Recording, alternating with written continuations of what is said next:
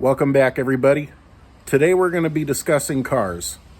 More so, there are videos on YouTube talking about how cars are a lot more expensive these days, how they're not as reliable, how they definitely have more features than they did. And today we're just going to discuss certain things and go into older vehicles versus newer vehicles. So let's go ahead and get started.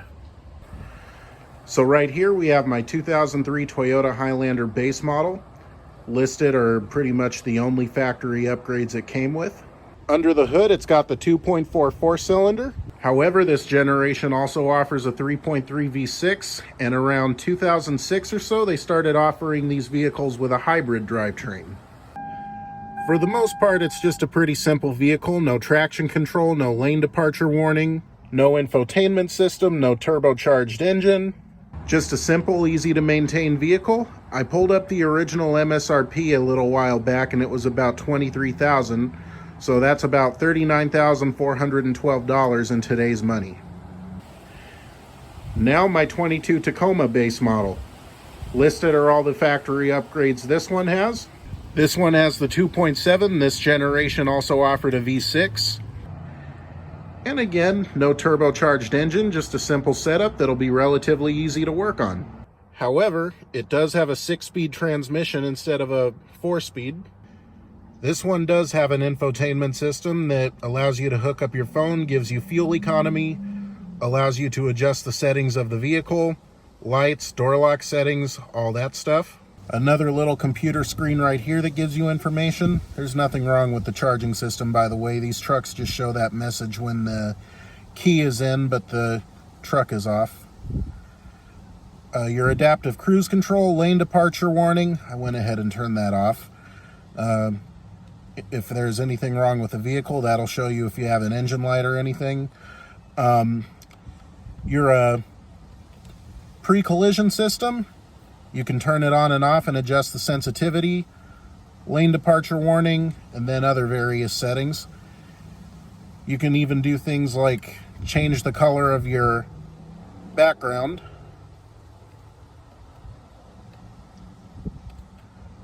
We'll put that there because I want that to match, but yeah. And I mean, not gonna lie, it's pretty cool stuff. But the real question is, why does it seem like cars are more expensive and less reliable? Well, today we're going to discuss that. Some of you may not agree. Feel free to leave your comment, but we're going to go ahead and discuss why it is that cars cost more and they don't seem to last as long. So first, inflation does play a part in it. If you bought a $20,000 vehicle in 1984, 1994, and 2004, this would be the adjusted rate for inflation if you were buying that same vehicle in 2024. I mean, unfortunately, prices do go up. It's just the natural order of things. But that's not the only thing that plays into it. Some of it is government overreach. When the laws say that cars have to be built a certain way for safety, when the government puts stronger fuel economy regulations on the car companies, that plays a part in it. That is why we have all these cars with these smaller turbocharged engines that are overstressed and not lasting as long. Also, when they say cars have to have certain features for safety, such as traction control, lane departure warning, pre-collision system, that plays a part in it too. And you can say, oh, well, that's safety. That's a good thing, right?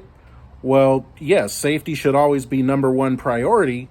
However, the cars our parents and grandparents drove didn't have all that, and life expectancy in the United States is still 77 years. Over 77 years a little bit. So, I mean, make no mistake, safety and fuel economy are all great things, something we should strive to do better on. But when the car companies have to add certain things, it can still play a part in it. I mean, I'm coming to you from a place where all new vehicle sales have to be electric by 2035. And while I'm all for alternative fuels and the creative aspect of it, I don't necessarily agree with people being forced into something they don't want. The second factor is the companies themselves. Back when I was working at Target, they'd have people they'd send to Walmart, and they'd call them comp shoppers. Basically to walk around Walmart, check prices, and see what they're doing so that they can keep an eye on their competition. And please believe, Toyota's watching Honda, watching Nissan, probably even Ford, Chevy, and Chrysler at this point, to try and keep an eye on what they're doing and to try and stay ahead of them and take their customers. You ever see a refresh of any vehicle come out, I don't care what brand it's from, and it seems to have a little bit more features, it seems to be a little more luxurious, it seems to have some nice upgrades, and oddly enough, the price is about $400 more than the previous generation. You think that's a mistake? You think that's an accident?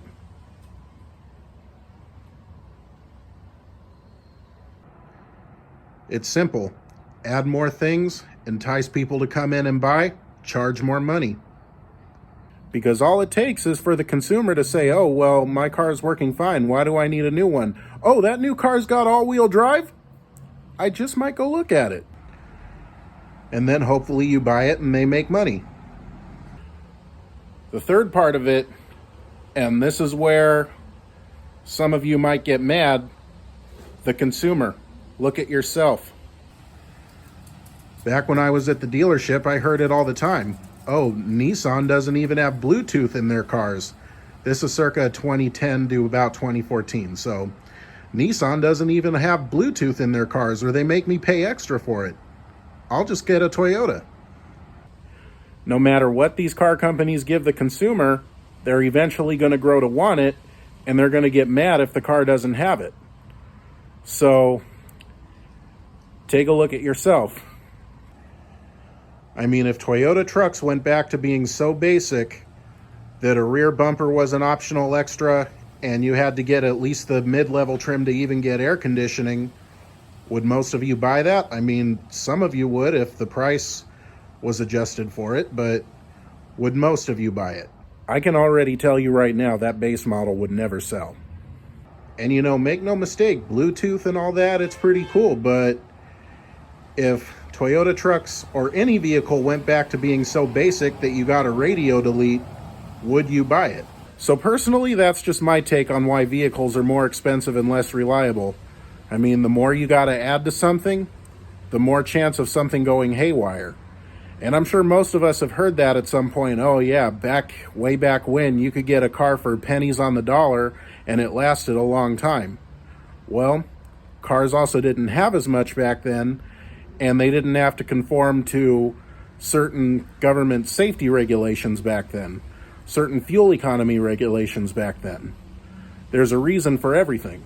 Plus, the car companies definitely don't want you buying a new car and keeping it 20, 30 years. They want you to replace them as often as possible.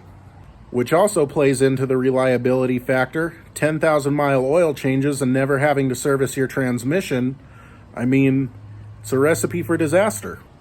Which also puts some of the blame back on the car companies if we're really being honest. But that's my take on it. Go ahead and drop a comment. Let me know what you think. Also, I invite you to come check out my other channel called Jesus Bible Study. I take passages from the Bible and make them relevant to today's world. Link to this week's video will be in the description. And don't forget, new videos every Sunday. Like and subscribe if you haven't done so already. I will see you guys next week.